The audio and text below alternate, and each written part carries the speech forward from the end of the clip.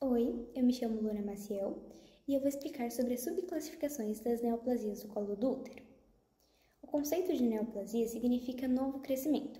Esse novo crescimento pode ser benigno ou maligno. Hoje eu vou falar especificamente sobre as neoplasias malignas do colo do útero. Essas neoplasias malignas, elas podem ser divididas entre lesões pré-malignas e o câncer propriamente dito. Nas lesões pré-malignas, nós temos a lesão escamosa e a lesão glandular. Na lesão escamosa, nós temos a neoplasia intraepitelial cervical, que é conhecida como NIC. As NICs, elas são classificadas de acordo com o seu grau de risco, sendo NIC 1 a mais leve, NIC 2 a moderada e NIC 3 a mais grave. Já na lesão glandular, nós temos o adenocarcinoma in situ. O adenocarcinoma in situ ele não é considerado um câncer porque ele não atinge a membrana basal da célula. Porém, ele tem um grande risco de progressão, podendo vir a se tornar um câncer propriamente dito muito rápido. Já falando de câncer propriamente dito, nós temos duas categorias de cânceres invasores do colo do útero, dependendo do nível de epitélio que está sendo comprometido. Nós temos o carcinoma epidermoide, que é o tipo mais comum e que invade o epitélio escamoso. Também temos o adenocarcinoma, que é o tipo mais raro e ele acomete o epitélio glandular. Também existem dois tipos mais raros, que é o carcinoma adenoescamoso e o carcinoma neuroendócrino. Esses invadem o epitélio escamoso e o glandular. Meu nome é Maria Eduarda e agora eu vou falar sobre os dados epidemiológicos sobre o câncer de colo de útero. O câncer de colo de útero é o quarto tipo de câncer mais comum no mundo entre as mulheres, com cerca de 660 mil novos casos em 2022 e 350 mil mortes. A maioria dos casos entre países de baixa renda e média renda ocorre de 80% dos casos a 90% das mortes. Em 2020, a taxa padronizada global de incidência foi de 13,13 por 100 mil mulheres ao ano e a mortalidade foi de 7,2 por 100 mil mulheres ao ano.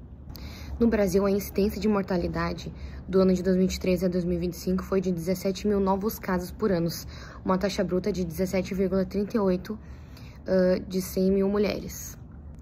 E a parte da mortalidade em 2021 da população mundial foi de 4,51 mil mortes.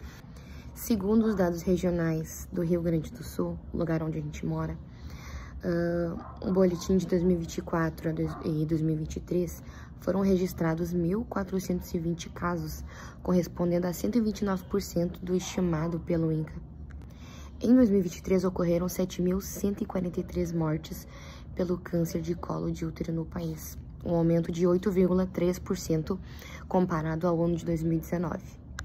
Regionalmente, os estados do Sudeste e ao Nordeste concentram a maior parte dos óbitos, mas o Acre apresenta taxa altíssima de 15,67 mil mulheres de 100 mil. Meu nome é Marlise e hoje eu vou falar sobre etiologia do câncer do colo de útero e suas causas.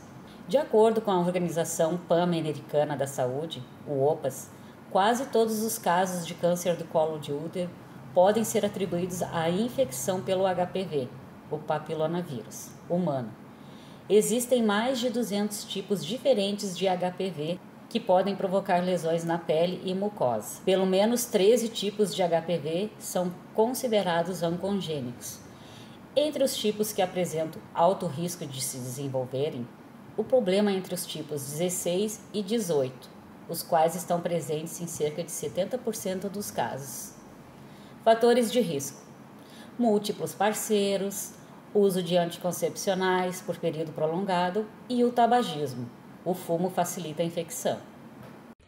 Eu sou a Yasmin e vou falar sobre a patogenia e alterações morfológicas e estruturais causadas pelo câncer de colo de útero, começando explicando o que é uma patogenia.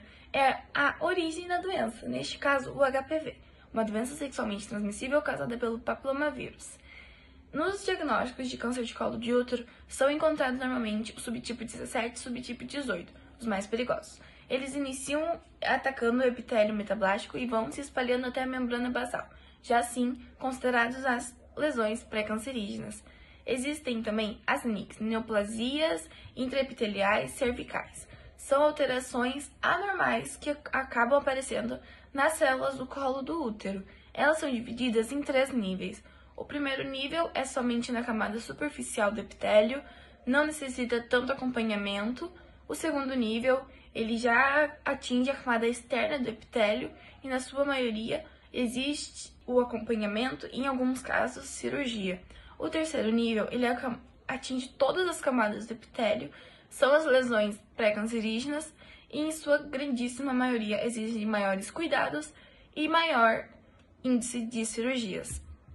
As alterações mais comuns é a proliferação desordenada das células cancerígenas, a metástase, o crescimento das células e começa a invadir órgãos vizinhos. Então, as células também perdem o seu formato original.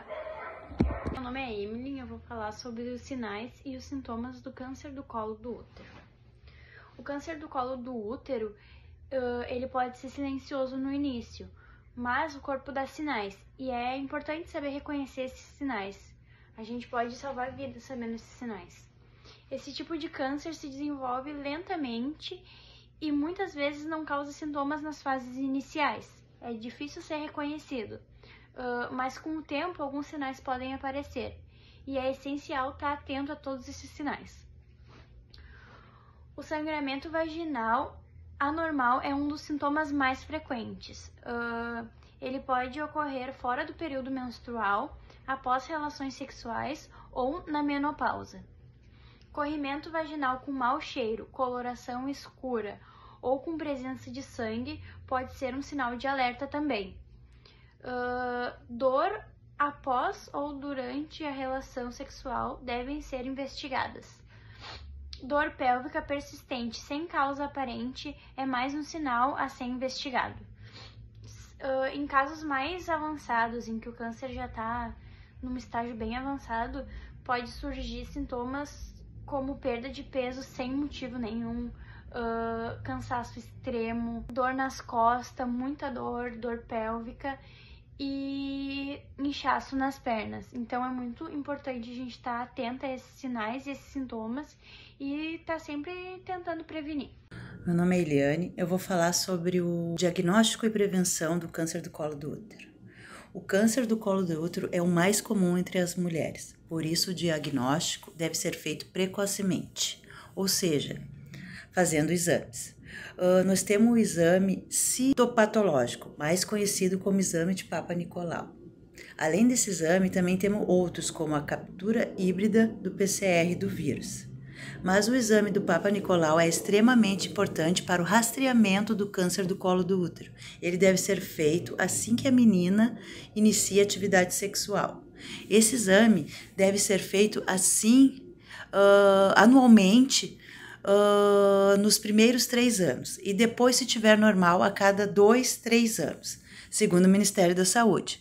Também temos o exame de colposcopia, que é o mais específico em casos de dúvida. Entendeu? Agora eu vou falar sobre a prevenção.